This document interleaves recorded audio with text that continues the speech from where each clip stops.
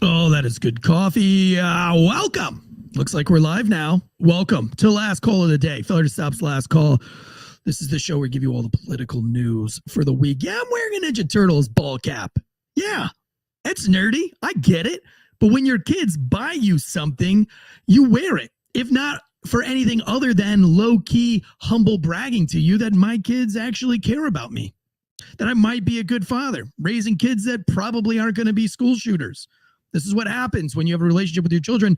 They buy you nerdy caps like this, and then you wear them live on a podcast for everybody to see on the YouTubes. Thank God that 99% of our listeners are on audio only.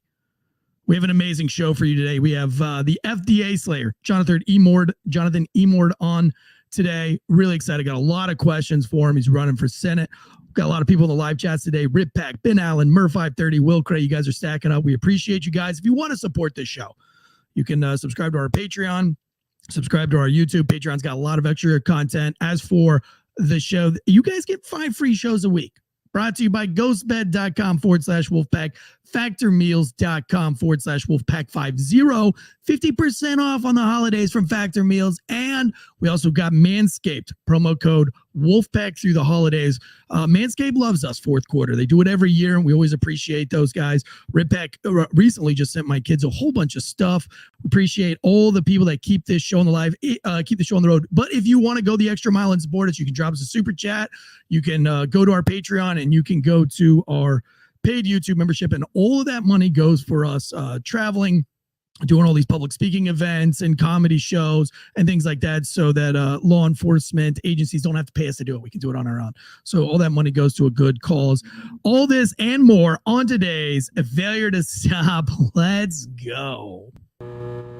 The growing calls across the nation to defund the police. To end policing as we know it. Off the charts violence in New York City. 11 people shot in just 8 hours on Sunday. This is Sunday. about the police officers who every single day put on that uniform and they run towards danger when we run away from it.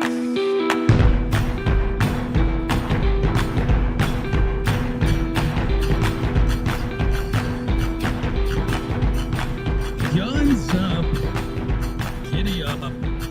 It's going to be a wild show today. I know, first of all, a lot of you guys just now getting into the live chats, you're like, Eric, what's going on? What are you talking about? You've got a special guest that may or may not be a future politician. What are you thinking, dude? What are you selling out? No, I'm not selling out. Listen, the guy's got a lot of stuff to say. I talked to his publicist for like over an hour, and everything that this guy has on the docket, I'm interested in knowing more about. I've always said on this show, Deadleg, that knowing is half the battle.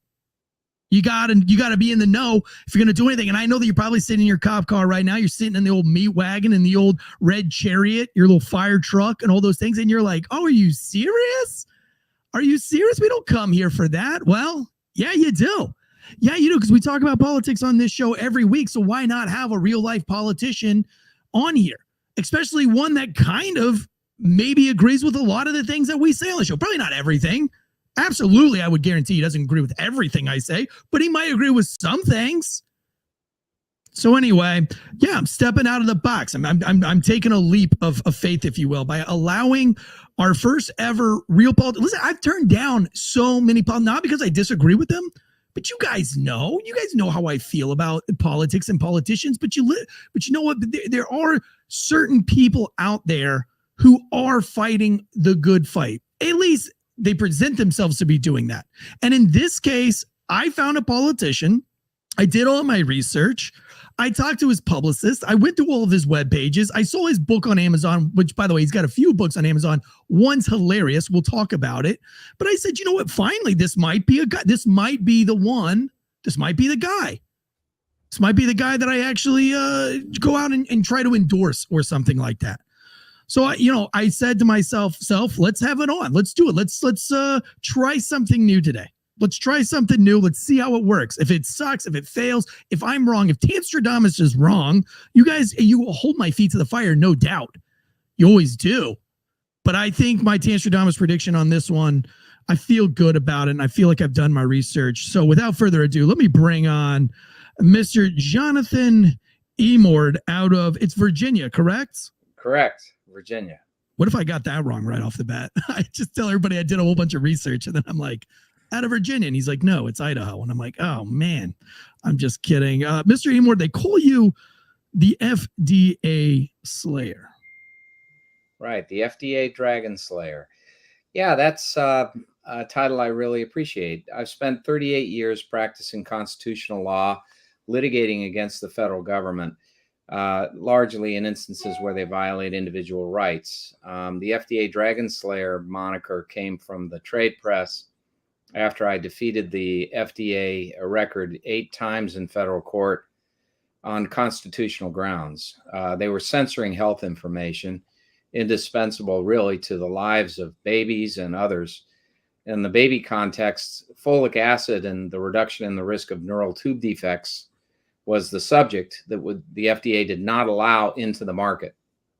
And so women were having about 2,500 preventable neural tube defect births a year and countless NTD-related abortions. So when I sued the agency over that and defeated them in the landmark Pearson versus Shalala case, it opened up the marketplace to that information. And as a result, the instances of neural tube defect births, which are horrific, your brain outside your skull, your spinal column outside, your spine outside of your spinal column, those diminished to a level in the hundreds annually instead of 2,500, and countless NTD-related abortions were averted. So we've saved tens of thousands of babies as a result of that case, and I'm very pleased with the outcome.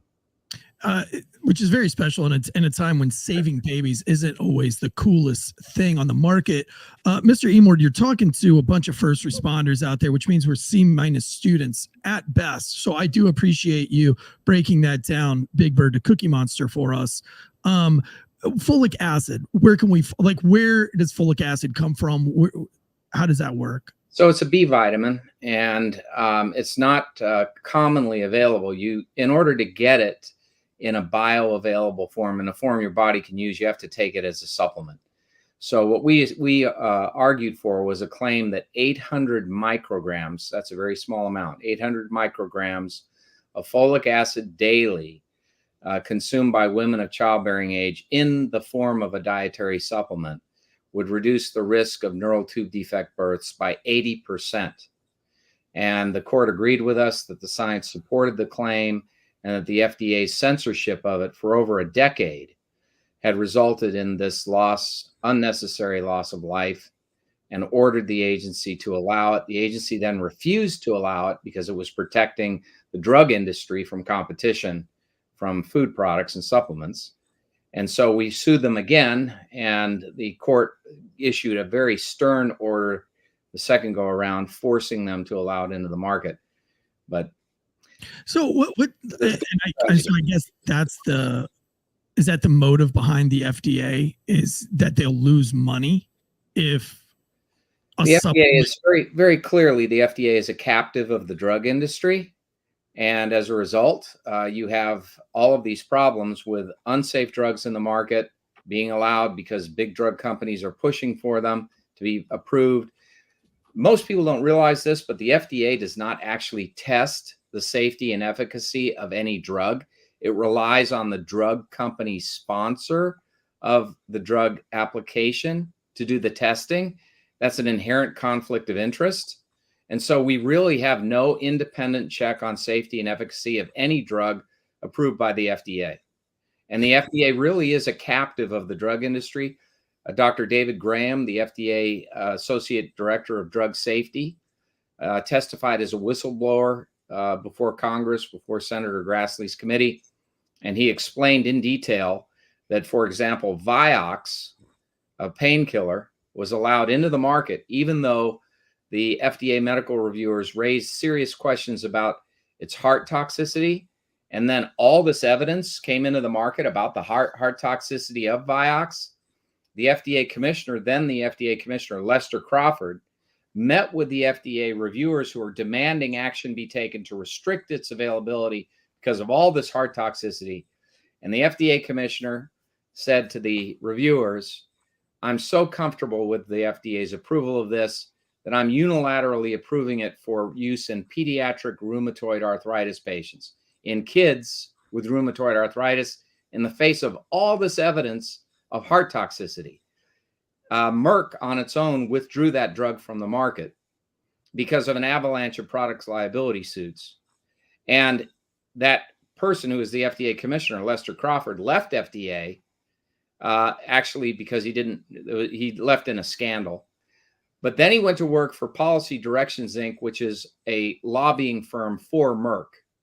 So you see there's a revolving door here in Washington. It's very corrupt and it's very damaging. What we have in Washington today is a corrupt cabal that is more interested in themselves than in their country. What we need are people of integrity who will come into Washington and love this country and fight for it, and fight for our first responders and for our police against this movement, which is designed to handicap them in their functions, to defund them, and to deny them the ability to safeguard us, which is the intent. Soros and others who back my opponent, Tim Kaine, are keenly interested in defunding the police. They don't want the thin blue line that separates us from crime present. They want crime.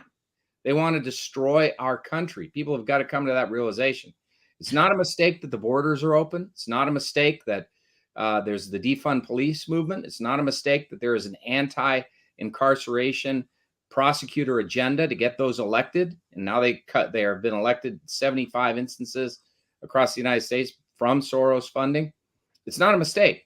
These are people who do not believe in our way of living. They want to change it. They want us to be a socialist country. They want us to be their servants. And that's not how our republic was designed. They were supposed to be our servants. We were supposed to be the masters. And that, unfortunately, has been flipped on its head. And we have to get it back to the way it was intended to be. I appreciate all of that. That's why I would say that's why we kind of welcomed you onto the show when we heard about you. It is new to us to have a politician on, and I know I'm going to catch a lot of heat for it.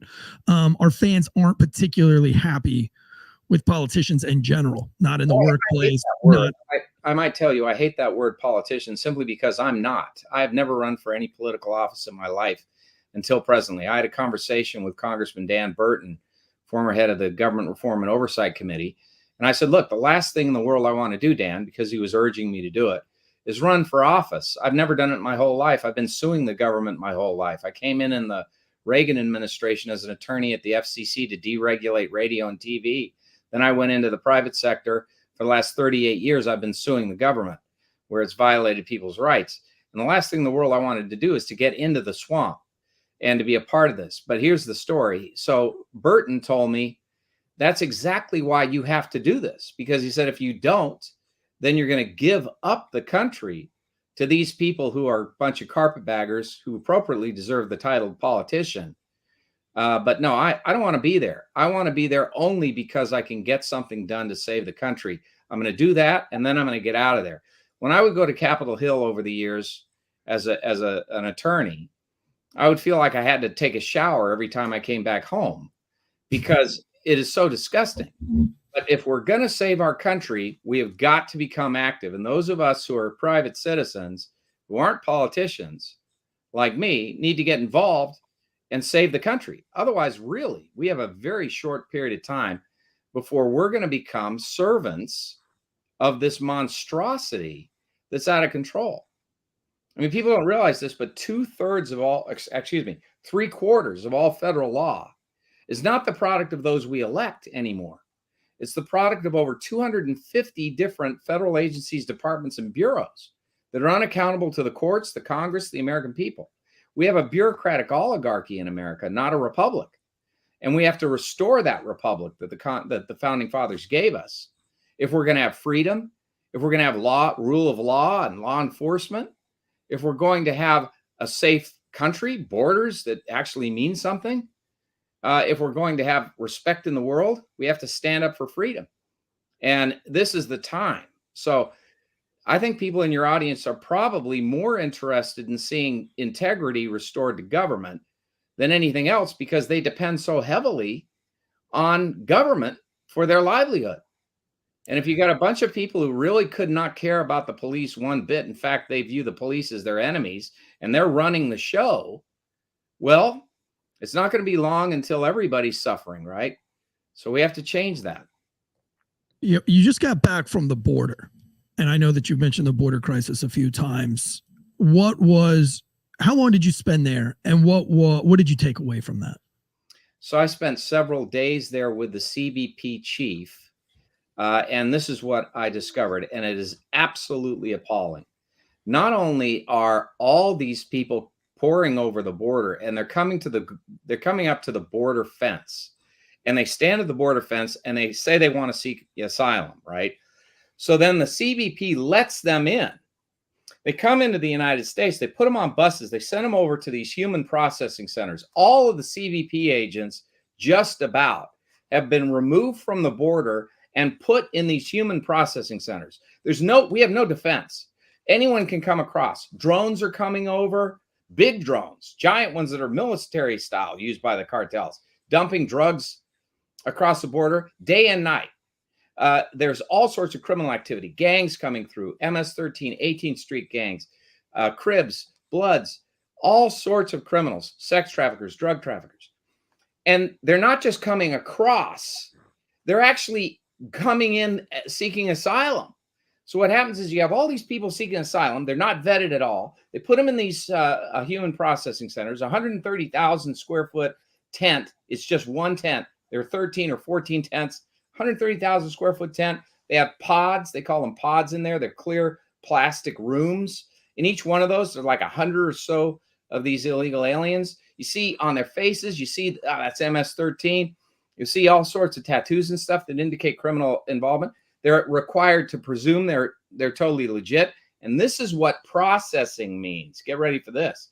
Processing means taking each person, signing up for welfare, signing them up for food stamps, giving them cash.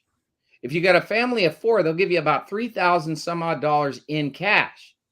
In addition, they sign them up for free medical care. That's all. This is at our taxpayers' expense. They sign them up for free education. They then ask them where they want to go. They give them a free phone that supposedly has a tracking device in it, but they made the tracking device so that you can easily take it out and the phone still works. The phone, they can call anywhere in the world with the phone, all at our expense. There's no limit to the life of the phone. Each one gets the phone. Each one gets the welfare. Each one gets the food stamps. Each one gets cash. Then they ask them where they want to go. And then depending on where they want to go, they send them to the bus station, train station, or to the airport. At those locations, there are federally funded non-governmental organizations, 100% funded by us, and they buy their tickets and they send them anywhere they want to go in the United States.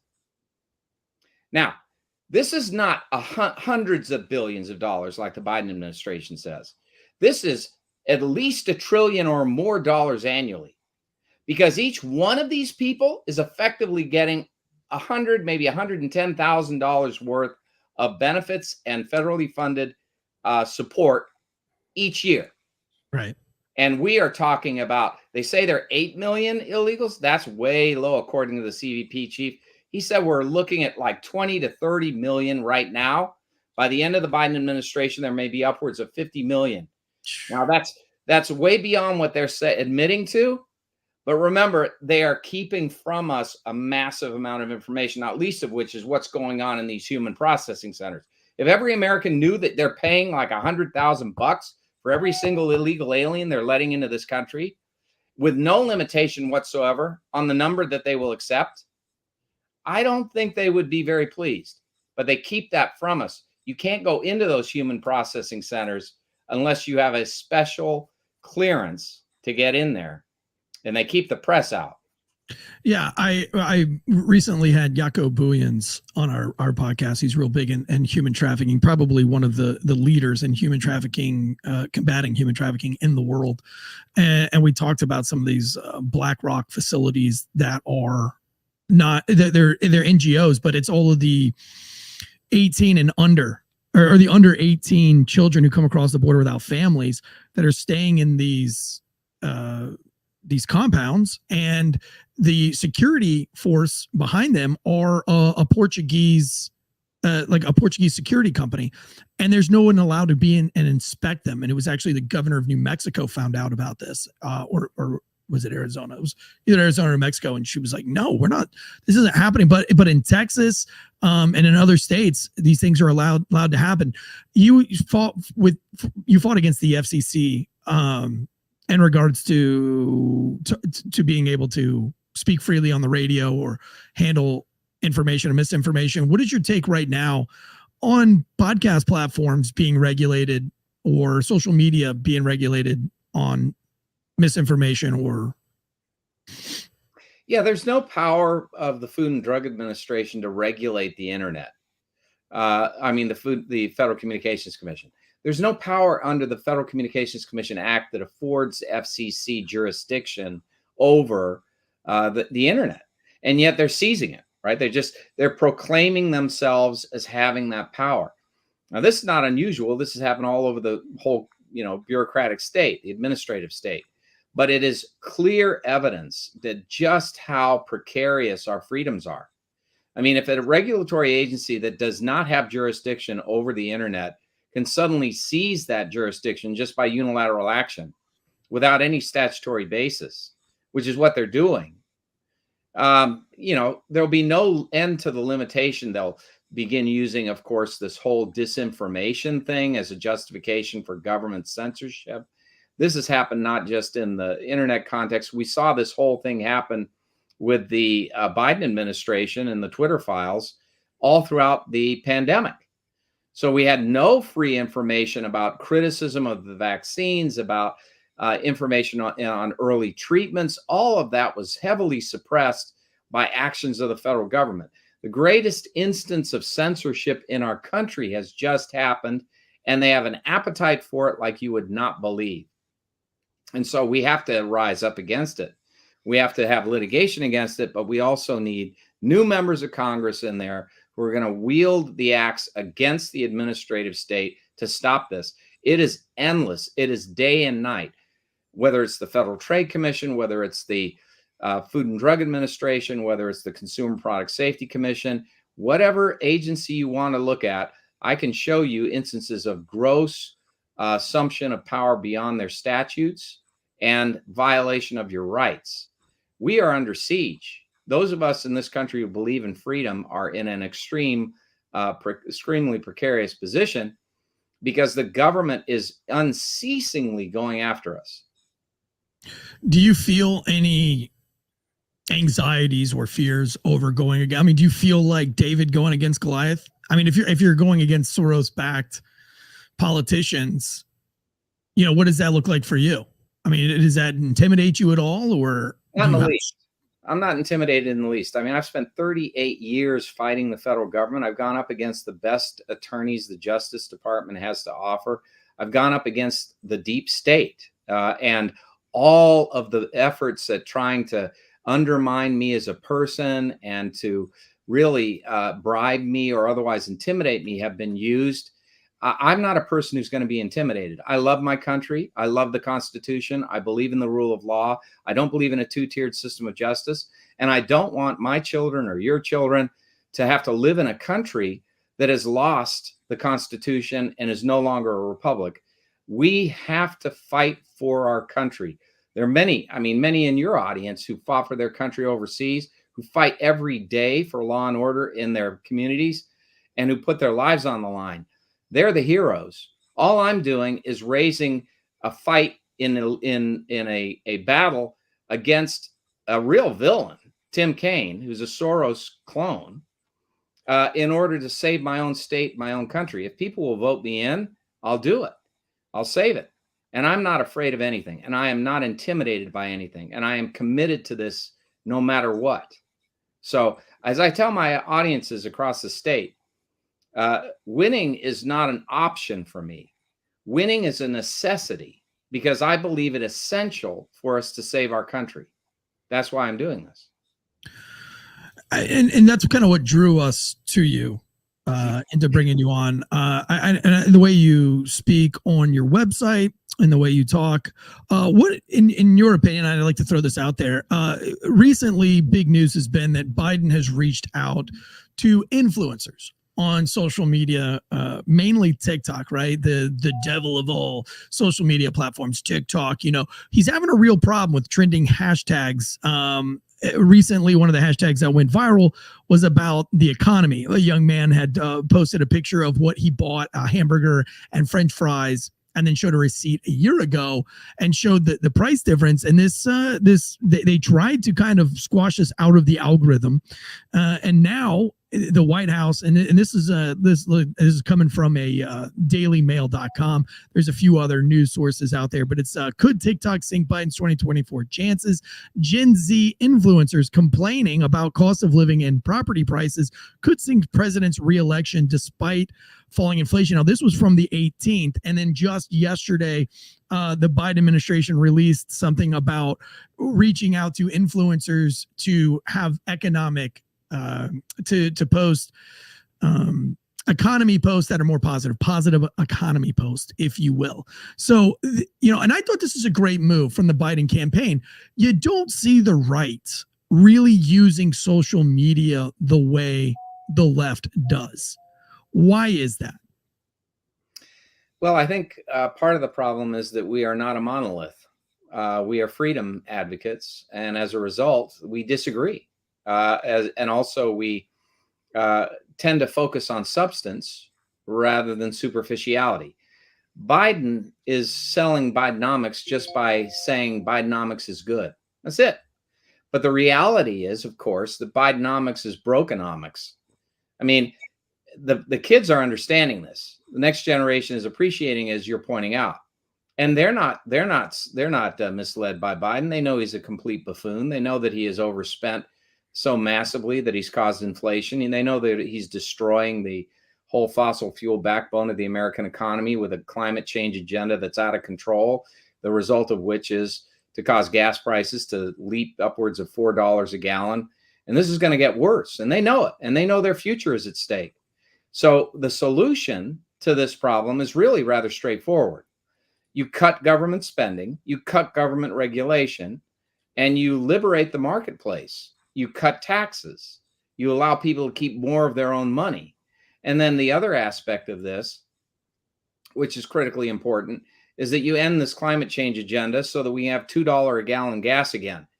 At the start of the whole climate change thing, even the administration, even the climate czar, John Kerry, admitted that no matter what the United States did, it would have no impact on climate. And so they destroy our whole economy with no impact on the climate. And indeed, there is no provable association between what they're doing and any effect on the climate. The only result is higher cost of living.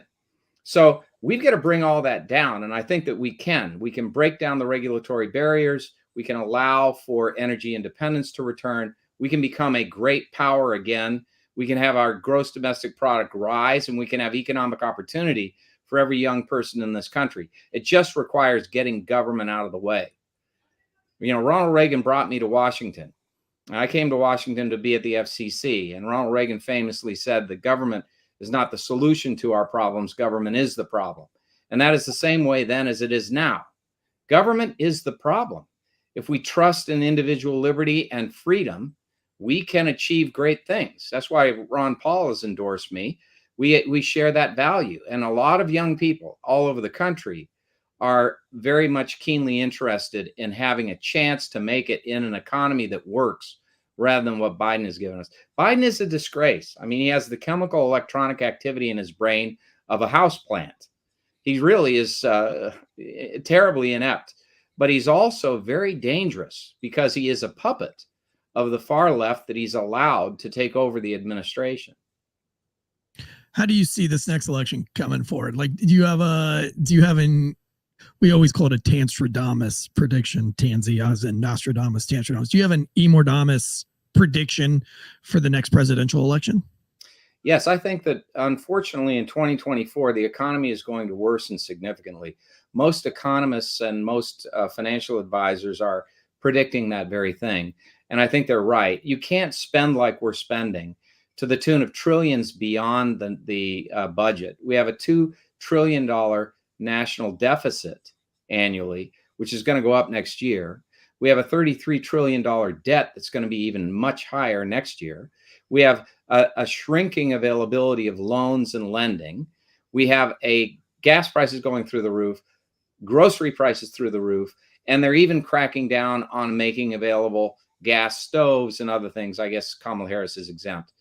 But the whole point is they are working as diligently as they can to screw up our lives, and the economy is a big part of that.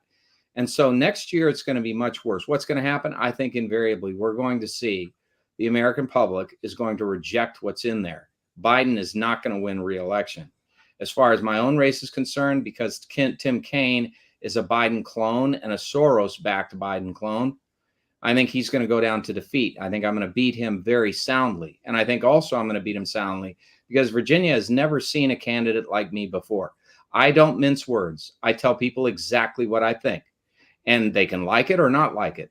Thus far, every part of Virginia where I've spoken and presented my positions, the people have liked it in overwhelming numbers, which tells me that actually, even though in this latest state elections, there was a loss for Republicans in Virginia, only a couple of seats, but it was decisional as far as control of the state legislature. The messaging was all over the place. But my message is very direct, very clear on all of the important issues. And the people of Virginia seem to respond to it very well. So we've done well. And I think we're going to continue to do well. And I have absolutely no doubt in my mind that I'm going to take down Tim Kaine, because he is an enemy of our republic.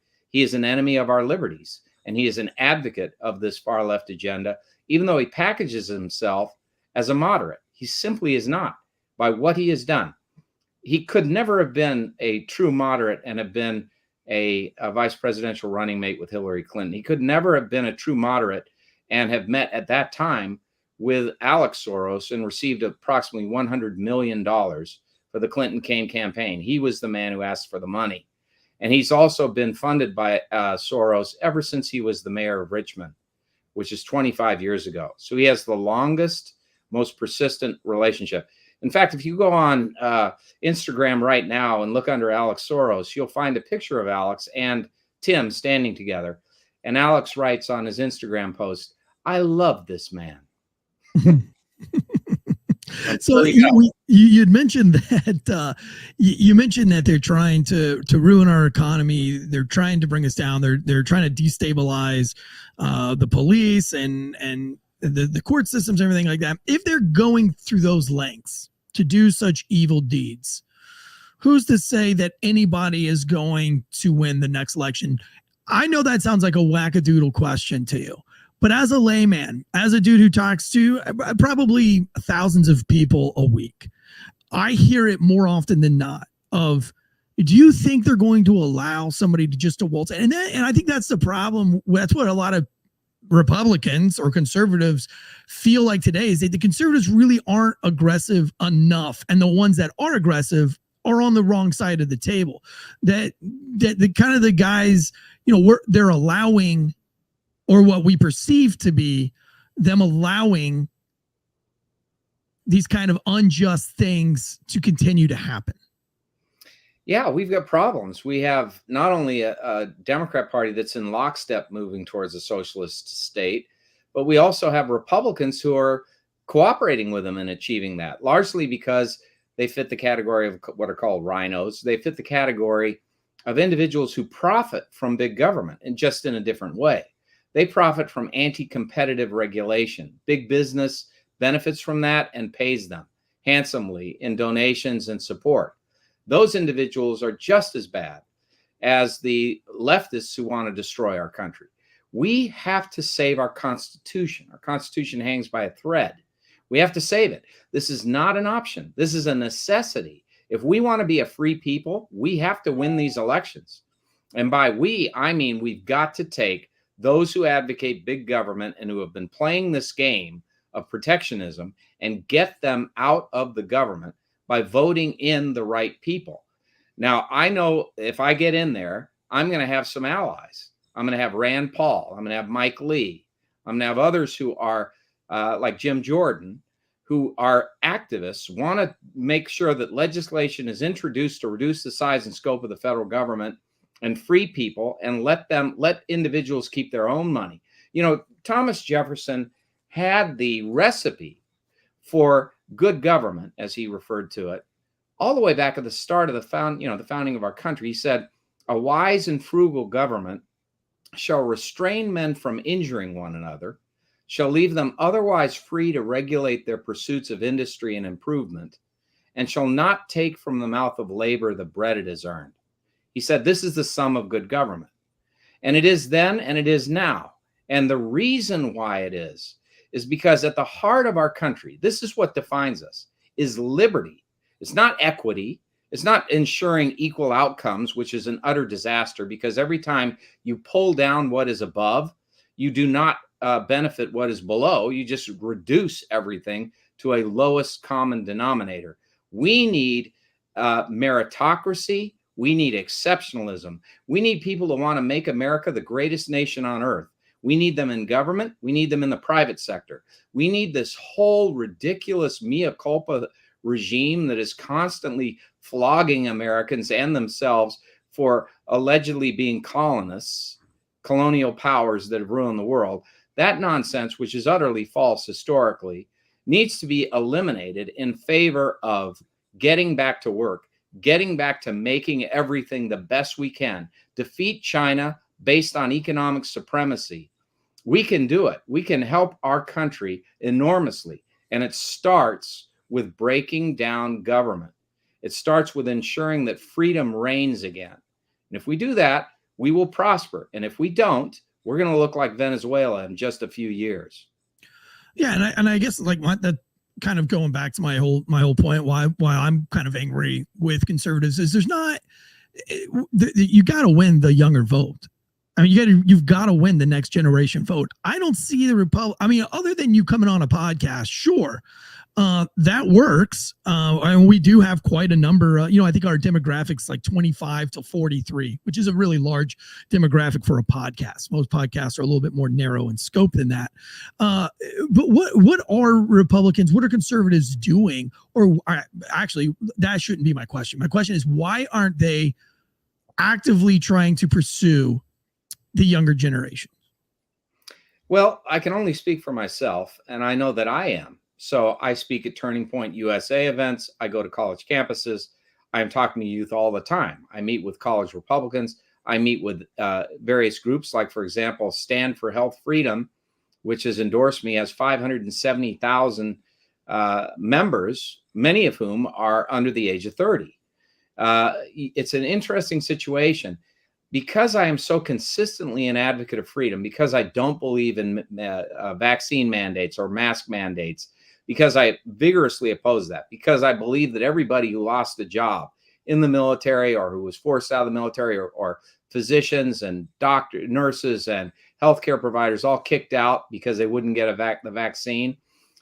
I think that is a violation of their rights, and I would have federal legislation that would require those that receive federal funding, all the fire departments, police departments, hospitals, and the military, to rehire and to give the promotions that were due, and to give back pay to every single person who was driven out in violation of their rights, I believe. And yeah, so, I mean, what a crazy time to be. I served in the military as well, and my business partner, still active duty military, and was a tier 1 special operations operator, been on some of America's most elite missions. He was one of very few to refuse the vaccine at a very high enlisted rank, E7, E8 rank. And he went through the whole gambit. And he had to testify congressionally because of his rank on that they were going to kick him out of the military. They moved him off of his tier 1 team, which, by the way, he had over 14 combat rotations: Syria, Iraq, Afghanistan. Like I said, he's been on and been a part of some of America's most elite missions. And they really for the whole year that he refused to get the vaccine, they moved him off of the teams. They put him in an administrative role. They constantly harassed him and made life very, very difficult for him and his family, only to now say, oh, even if you don't have the jab, you can still come back and being in the military. So you had a guy that's proven himself time and time again that they're kicking out. But then in the same token, guys who have never served or never proven themselves, they're just allowed to come in without any kind of a jab. Like, who's going to fight for that guy? I want to fight for that man because I believe that he's a hero and I believe he's indispensable to our military. I mean, it's these elite people, and there are many in his same situation, of course, who were drummed out of the military. And then they scream about a shortage of qualified personnel in the military and a shortage of people they can, recruit. Well, it's because of these nonsensical things and the woke policies that they've insinuated throughout the military. We need to get rid of that. We need to get back to making the best, most qualified, most powerful fighting force in the world, and ensure that people who were wronged, like this man, are given the opportunity to come right back to where they were, given all the back pay that they otherwise would have had, given the promotions they would have received, and ensure that they're put back to where they should be, because that is the way a country that appreciates the sacrifice made by these heroes treats them. One of the things that I want to introduce as soon as I'm in the Senate is a bill that will exempt from taxation, both federal and in cooperation with the states. I would hope the states, but certainly on the federal level, the federal taxes to any spouse of a enlisted man or a person who served his country in the police or in the fire department or as a first responder from any taxation for the rest of their lives. So if they died in the course of duty, and they were serving their country should not ask the spouse to carry the burden of taxation because they have given the ultimate price. And this is what we need to do. We need to change the culture in this country. We need to emphasize what is being done for us by those in the armed services and by those in the police and first responders. We had a moment in time before this whole pandemic when all of these people were celebrated appropriately, but were not given all the just desserts they deserve. But they were given a celebration because of what they were doing for us. And then all of a sudden, these government policies came into play, all the censorship, and then they start drumming everybody out of the military. And I have many friends who are in the officer corps, enlisted men who were driven out because they were smart enough to realize, I'm not going to accept being forced to get that jab. And look at how many injuries have happened as a result of the vaccine. The vaccine predictably caused all these injuries. I'd like to talk to you on that real quick. So how do you get to say those things? I mean, and you're not really all that big on social media, are you? You're not really easy to find on social media, are you? I'm not the most popular guy in the country, that's for sure. But I wish. I mean, it's probably because you say things like what you're about to say. How do you plan on campaigning and saying those things? What is your strategy to get around that? And I ask you this just because you're used to fighting the FCC and for being allowed to say the things that you're about to say. I am not going to be a party to the censorship of truthful information about health issues. I'm not going to do it. The reality is the vaccine is a dud. Why do I say that? Remember, they lied to us over and over again about the vaccine. They said, if you're vaccinated, you're not going to get COVID. Of course, a huge number of people who are vaccinated got COVID. They said, if you're vaccinated, you're not going to transmit the disease, that you're not going to be a carrier. In point of fact, you are a carrier. They said that if you wear a mask, you're going to diminish the chance that others will get infected or that you'll be infected. That was a total lie. The evidence just doesn't exist for that. Then they said wear 2 masks. Then they said wear 3 masks. The whole thing surrounding this is a tragedy that begins with a 5-letter word that should be treated like a 4-letter word and should never be said in the presence of children or anyone else. And that's Fauci. Fauci, which is an F word. Fauci is to blame for the greatest act of betrayal of our country. And why do I say that? Because Fauci worked with the communist Chinese to develop, through gain-of-function research, the COVID virus, and then also enabled others and himself, it appears, to profit off of the vaccine. And the vaccine, by the way, was understood from the start to have so many problems. Just ask Dr. Robert Malone. Dr. Robert Malone, who has endorsed my candidacy. Probably one of the best podcast episodes I've ever listened to. And so what we need to do in this country is be honest with the American people and explain that the vaccine is not the solution, and that in fact several solutions that exist, not least of which is ivermectin and hydroxychloroquine, which were understood to be very efficacious worldwide and has resulted in substantial reduction in the loss of life associated with COVID. Those things were suppressed by our government. You know, in a free, open marketplace of ideas in which scientists and others can present their information, we would have had that been the way we existed under COVID, we would have had all sorts of methods for treating the specific symptoms that were manifested by people with the COVID virus. You know, the virus has so many different kinds of symptoms depending on the person. And we were treating it with a one-size-fits-all approach, which was simply ordering everybody to get vaccinated. And it didn't work. The trajectory of the disease was the same.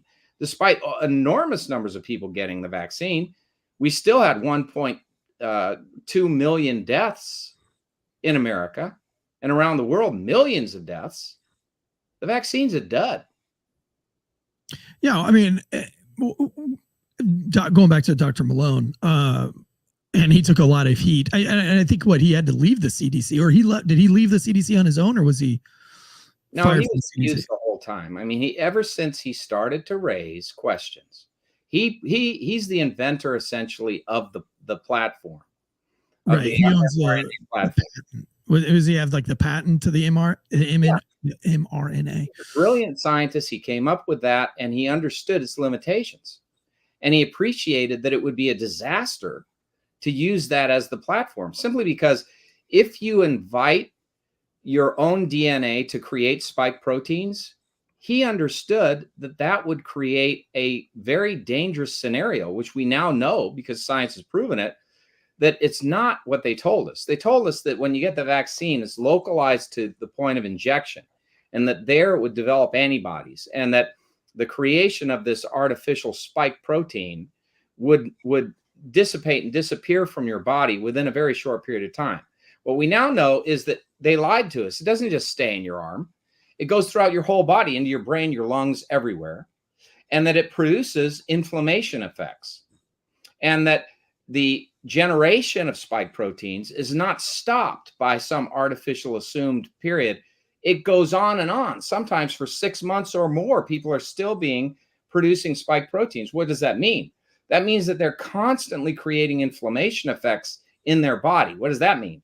That means if you're borderline on any number of diseases, that inflammation effect can actually trigger those diseases. So we see in the Pfizer information, which they were forced to produce, they said they didn't want to produce it for 100 years, 99 years.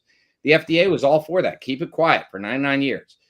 They were forced to release that information. We have adverse effects of all kinds. And by the way, the third most common adverse effect that Pfizer listed was COVID itself, which we now know the vaccine reduces your immune system and you become more vulnerable to contracting COVID. So, I mean, there's a lot here that the American public needs to know, and we need to stop lying, saying that this is safe and effective. The reality is it is not. It is a big dud, and worse than a dud. A lot of people have suffered adverse effects from the vaccine, not least of which is death. So, look, the truth hurts. It's a sad story that we spent trillions on this thing, but we need to know the truth. And look, I'm not against allowing people to get vaccinated if they want to. I just want them to have full information. I want them to know the risks they're assuming. Just like with every other drug, they are entitled to know the risks before they take that vaccine. And when it comes to kids, there's no excuse for vaccinating kids. The risks exceed any potential benefit in spades. And yet here we are, virtually every school in the country requiring kids to be vaccinated year after year. It's just insane. Yeah, my kids are all under 10 years old, but they skateboard and they skateboard competitively, and they got an opportunity to travel out of the country for a pro amateur skateboarding event, and it was going to be paid for by the people who sponsor my children, and so when we started looking into this, you had to be vaccinated. The children had to be vaccinated to go to that country, and we said no. And I think it's so crazy that entire countries like Canada would force that vaccine, knowing like Dr. McCullough and Dr. Malone and all of these other top CDC doctors, they have told you the dangers of giving this vaccine to children, and yet an entire country will mandate that all the kids be vaccinated. Yeah, what that does is put those drug manufacturers that make that vaccine in the driver's seat at the expense of the health and welfare of our entire juvenile population. And it is brutal. And they won't admit the truth about the vaccine in youth. The rest of the world knows. We know ourselves scientifically. It's not like that information has not ultimately come into the public domain. And so without any proof of efficacy whatsoever, they do this. Look, the boosters haven't even been tested. They're distributing boosters with no safety and efficacy testing at all. That's how corrupt the FDA is. That's how corrupt the CDC is. And that's how corrupt this administration is. It's all about power. It's all about control. It's all about ensuring that individuals become sheep so that they can be manipulated. That's what it's really about. Well, we know that the government is full of lies, but let me tell you the truth. This holiday season, you might be looking for nutritious, convenient meals to keep you energized on jam-packed days. Factor, America's #1 ready-to-eat meal delivery service, can help you fuel up for breakfast, lunch, dinner. Chef prepared. These are chef hand-prepared, fresh, never frozen meals. Dietitian approved. Maybe you could tell us what dietitian approved means after this ad read. Ready-to-eat meals delivered straight to your door. You'll save time, eat well, and stay on track with your healthy lifestyle while tracking all your holiday to-dos. Are you too busy with the holidays? Are you too busy for holiday plans to cook and do all the things for your own lunch? Look, Factor is meal planning to the next level. Instead of going out and trying to go and buy the shrimp and then buy the chicken and then buy the cheese and then buy the potatoes and then buy the bacon and do all the things and then do it for the whole week so that you can look good, you're calorie conscious or you're gluten-free or vegetarian or high in protein if you're one of those lifter CrossFitter guys. Listen, instead of taking all that time away from your family, but you've already spent too much time away from your family, especially during the holidays, go to factormeals.com and get these chef prepared meals. Listen, there's like 300 menu items on this site.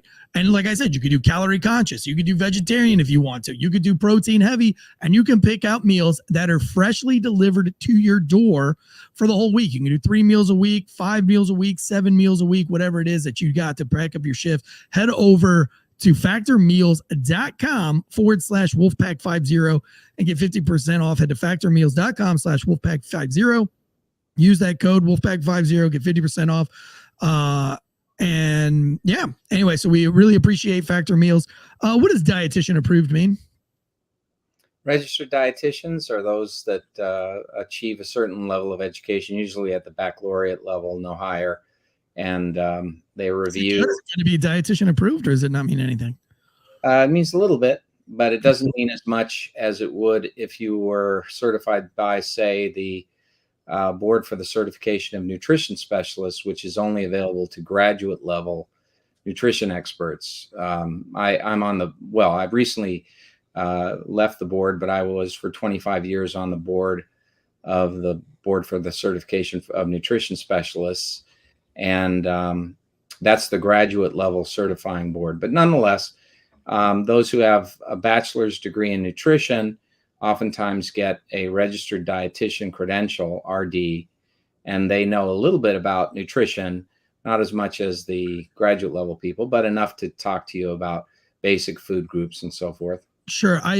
One, going back to the Factor Meals things, I don't know if you've ever tried them or not. You should definitely look them up. They're absolutely, I'm not even kidding. Like, they're so good that my wife tries to replicate the recipes for my individual Factor Meals to make it for the whole family, because Factor only sends me the meals. They don't send, my kids and my wife the meals.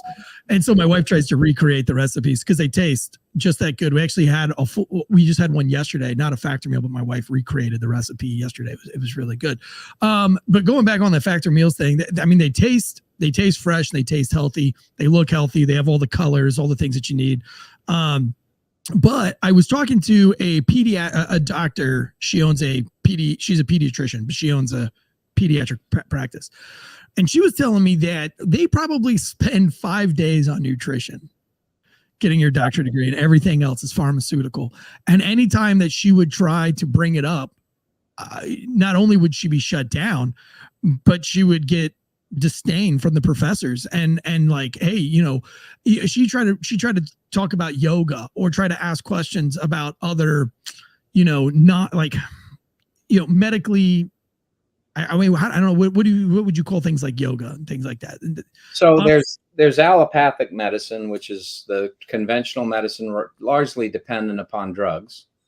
And then there are integrative medicine approaches, and there is non-traditional medicine, Ayurvedic medicine, herbal medicine, that introduces the use of food elements. And the reality is the science shows that a lot of food elements have therapeutic effects. We talked about folic acid, which is a B vitamin, and how profoundly beneficial that is in reducing neural tube defect births. I have some 32 health claims I've gotten through either by suing the FDA or by the FDA capitulating, where the associations are strong. For example, I won the case related to omega-3 fatty acids reducing the risk of coronary heart disease. Fish oil, omega-3 fatty acids are very effective anticoagulant, antithrombotic, and antiarrhythmic agents. And when taken by people, can very well improve their health and reduce their risk of coronary heart disease. So much so that the evidence we submitted to the FDA, we also submitted to the Office of Management and Budget. And the OMB did something exceptional based on that evidence, which was sent to the FDA what's called a prompt letter, where the OMB said the evidence is so strong for the association that we want you to act promptly on this because it could save, in the language of the OMB, 100,000 Americans from preventable sudden death heart attacks each year. So you see, there are the line is artificial and it's in the statute between foods and drugs. The reality is that food elements have therapeutic effects. And depending on how we ingest food daily, it largely affects our longevity. There are other factors, of course, that affect longevity. But so, for example, the people that are making the products that you're talking about probably work diligently with a number of scientists to come up with formulations that are designed to maximize antioxidants and omega-3s and other beneficial nutrients in the diet so that you get the benefits of a high quality diet in a way that's very hard to do to make it taste good at the same time. But there's a real art to this. And there are a lot of companies that are in this line, not enormous number, but a lot. And they are making our lives better. And the problem with the government is that it's engaged in the business of censoring that information. So what we ought to be able to do, if I succeed in this mission and get into the United States Senate, I'll be introducing legislation to get rid of the FDA's jurisdiction over health claims so that they can't censor this information. You should be able to go into the grocery store, and when you pick up an orange, have next to it a plaque that gives you, okay, there's these antioxidant vitamins that are contained in this orange and phytochemicals. These things have been associated with a reduction in these kinds of cancers. And then when you go over to, say, get potassium citrate supplements, it can talk to you about the association between potassium citrate, which is also in lemon juice, and reduction in the incidence of kidney stones that are calcium-based kidney stones, calcium oxalate kidney stones. A lot of people don't know this. And as a result, they actually are injured by the lack of knowledge. We talked about folic acid, but in the case of potassium citrate, for example, a lot of people have kidney stones. They're calcium oxalate kidney stones, very painful. And what they don't realize is that actually potassium citrate in large enough doses can help prevent the formation of calcium oxalate stones. and can reduce the incidence of kidney stones. That's just one example. There are literally thousands of examples of scientific evidence that's come to light associating foods, nutrients, with health benefits or with reduction in disease or even treatment of disease. And yet you can't say that in the marketplace because the FDA has a prior restraint, a censorship, that forces anyone who wants to tell the truth to go to the FDA and get the government's approval. And that's absolutely against what the plain and intended meaning of the Constitution is, the First Amendment. Absolutely. And I've been fighting it my whole career, but it's still there. It persists, decision after decision, they carry on anyway. And that's why the deep state, the administrative state, has got to be our enemy if we believe in freedom. Well, I love it. We love everything we have to say, so much so that we have you on a couple more shows this week. Friday, we have our case breakdown. That's the biggest show on this channel. We're going to break down a major case, and I'm sure that you'll bring us a pretty interesting case to break down.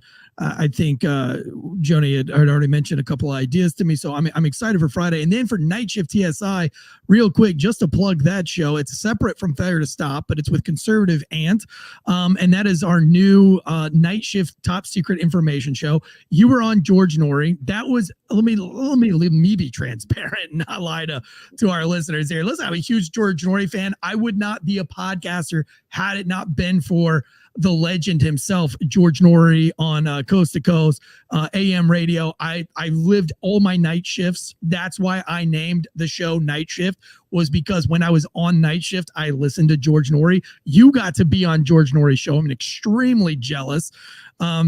And I'm hoping one day to be putting in contact with George. I actually sent him an email a couple of years ago when I was podcasting on a major network, my first podcasting job. And I had sent an email. It was through the network that he was on at the time. And I just said, hey, man, listen, I wouldn't be a podcaster. I didn't get a response. I didn't expect one, but I just wanted to put it out there because I never thought in 1,000 years I would be getting to do kind of what George Norrie does. And so I'm excited to have you on Night Shift TSI to go through some top secret information and interview you in my best George Norrie impression as I can possibly be. But we thank you so much for being out there. Real quick, though, how was it being on George Norrie's show? Oh, I've loved it. I think I've been on there some 29 times. It's been fantastic. George is a fantastic journalist, as you know. And although many people think coast to coast, they think of UFOs and that sort of thing. Well, it's not just UFOs anymore. Coast to Coast deals with a lot of meaty issues. Right. They've had me on there a number of times to talk about FDA censorship or about legislation that violates your rights. And I've really appreciated that. I think George is great. I agree with you. He's really one of the most remarkable journalists in American history. Yeah, completely. He's one of the best interviewers of all time. And not a lot of people know that. You know, you think of great interviewers, you might think of like Joe Rogan or, maybe even Howard Stern. I like him or hate him, he's still a good interviewer. He used to be. He used to ask really great questions. But George Norrie, as an interviewer, just has a way of allowing people to talk and allowing them to talk freely without putting judgment into his questions. It's very fair and unbiased. And I don't think that's easy to do. And I'm very privileged. He's not only endorsed many of my books, he actually endorsed my candidacy. And I'm very grateful for that. George is a remarkable person, as you're pointing out. He does have a way with words. He's able to simply present questions, not in complicated fashion, and he's able to elicit information and to make it clear to the audience. So it's no wonder that he has the largest nighttime radio audience in the country. Yeah.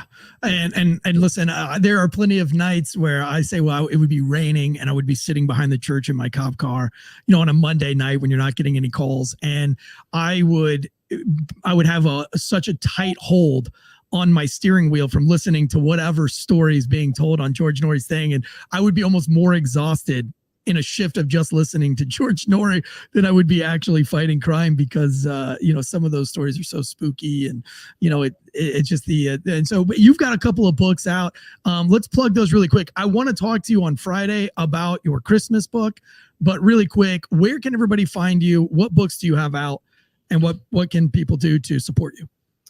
So to support me, you can go to emord4va.com, and no matter how little a donation you could make, or if you can volunteer if you're in Virginia, sign up to do that there. There's a contribute button that you can donate through, and then there's also an opportunity to be a volunteer. So that's emord4va.com. The books are available through Amazon. My latest book, The Authoritarians, is through Amazon, Walmart.com, numerous outlets. And then there is a series of other books. So I've written, I think, 7 total books, 5 of which are critically acclaimed serious books about law and government. The other 2 are humorous. One is called How Biden Stole Christmas, Hanukkah, and Kwanzaa Too. And then the other one is Who Am I?, which is the untold story of Tim Kaine, what he would have to say about himself if he took truth serum. And that one's a real, it's true. It's all true. Wow. But it's the untold story of Tim Kaine. Well, we're going to get into those. I want to talk more about those books on Friday with you, because I feel like that's going to be very interesting. Listen, we appreciate having you on. We appreciate everything that you do, fighting the good fight. If you guys have questions, this is just your first of 2 shots at the future, hopefully the future Senator Jonathan Emord here. If you have questions, hit me up on the Failure to Stop, either the Last Call Instagram page or just the regular Failure to Stop page if you have questions that you want. But Friday, we're going to be breaking down a case, but I will open it up to time. Real quick, though, we have Bosco Autry in the chats over here today. Ryan Aloso, who I guess has been sick. So we appreciate you still tuning in, even though you've been very sick.